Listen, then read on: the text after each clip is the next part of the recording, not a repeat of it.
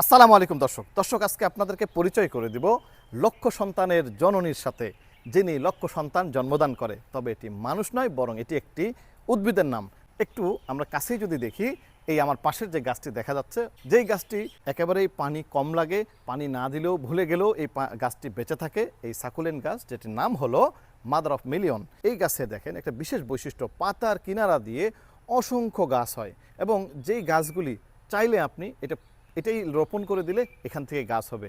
আর এটা যদি রোপণ নাও করেন, এই পাতা থেকে স্বয়ংসম্পূর্ণ গাছ হয়ে শিকড় সহ মাটিতে এসে পড়ে, যেখানে মাটিতে অসংখ্য গাছ হয়ে যাবে। আর এই গাছটি দেখতেও যেমন সুন্দর লাগে, এর গোলাপি ফুল হয়, সে ফুলটি দেখতেও দারুণ লাগে।